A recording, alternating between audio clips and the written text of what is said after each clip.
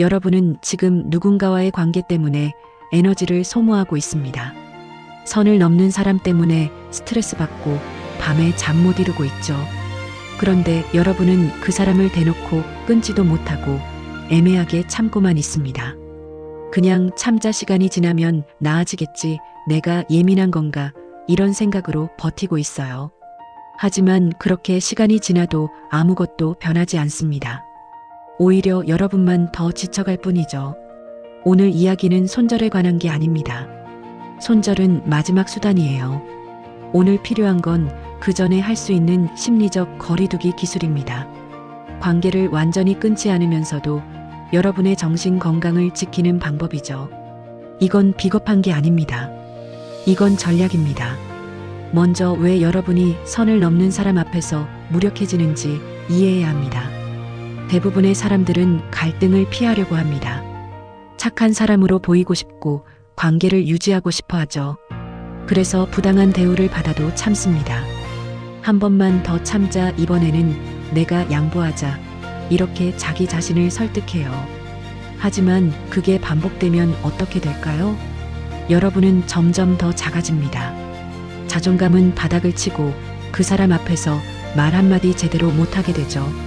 그리고 어느 순간 여러분은 완전히 무너져 있을 겁니다. 문제는 여러분이 그 사람의 행동을 바꾸려고 한다는 겁니다. 내가 잘하면 저 사람도 변할 거야. 내가 이해해주면 나아지겠지. 이런 생각은 환상입니다. 사람은 쉽게 변하지 않습니다. 특히 자기 행동이 문제라는 걸 인식하지 못하는 사람은 절대 변하지 않아요. 여러분이 바꿀 수 있는 건 딱 하나입니다. 여러분 자신의 반응이죠. 그 사람의 행동을 통제할 순 없지만 여러분이 어떻게 반응할지는 선택할 수 있습니다. 그게 심리적 거리두기의 핵심입니다. 첫 번째 기술은 감정적 분리입니다. 그 사람의 말과 행동을 개인적으로 받아들이지 마세요. 쉽지 않다는 거 압니다. 누군가 여러분을 공격하면 당연히 기분 나쁘죠. 하지만 그 감정에 휘말리는 순간 여러분은 그 사람의 게임에 말려든 겁니다. 그 사람이 원하는 게 바로 그거예요. 여러분이 감정적으로 반응하고 흔들리는 모습이죠. 대신 이렇게 생각하세요. 저 사람은 저렇게 행동하는 사람이구나. 저게 저 사람의 문제지 내 문제가 아니야. 이건 무관심이 아닙니다. 이건 자기 보호예요. 그 사람의 독성을 여러분 안으로 들여오지 않는 겁니다. 두 번째 기술은 회색 바위 기법입니다. 영어로 그레이록 메소드라고 하죠. 이건 여러분이 바위처럼 반응 없이 있는 겁니다. 그 사람이 자극하려고 해도 여러분은 담담하게 반응합니다. 그렇구나, 알겠어. 그럴 수도 있지, 이런 식으로요. 감정적인 반응을 주지 않는 겁니다. 왜냐하면 선을 넘는 사람들은 반응을 먹고 삽니다. 여러분이 화내고 당황하고 방어하는 걸 보면서 에너지를 얻어요. 그런데 여러분이 반응하지 않으면 어떻게 될까요? 그 사람은 재미를 못 느낍니다. 시간이 지나면 자연스럽게 여러분에게서 멀어지죠. 이건 수동 공격적인 게 아닙니다. 이건 전략적인 무관심이에요. 세 번째는 물리적 거리를 만드는 겁니다. 같은 공간에 있어야 한다면 최소한으로 줄이세요. 1대1 상황을 피하고 다른 사람이 있는 자리에서만 만나세요. 전화나 메시지도 즉답하지 마세요.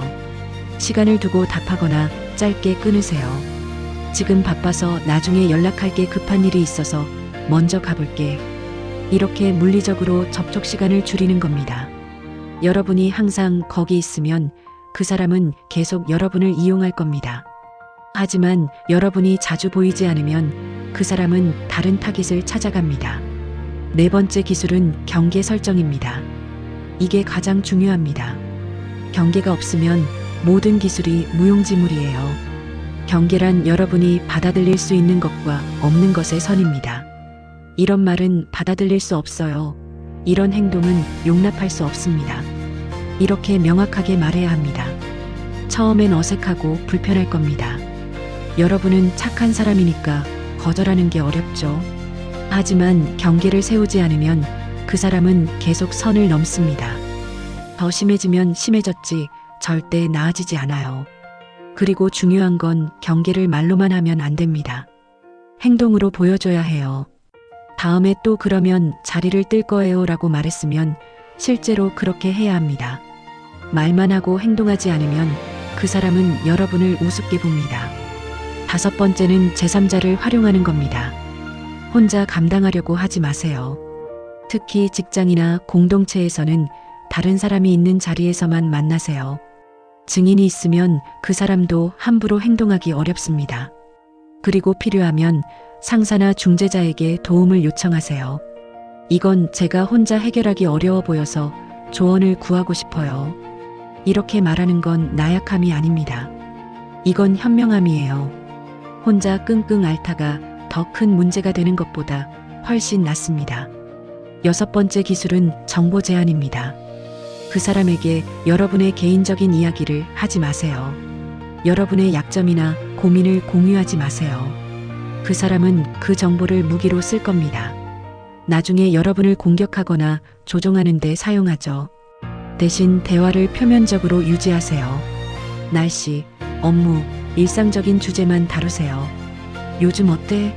라고 물으면 그냥 바쁘게 지내 이 정도로 끝내세요. 깊이 들어가지 마세요.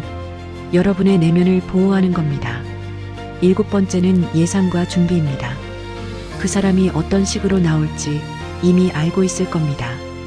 패턴이 있거든요. 그러니 미리 대응을 준비하세요.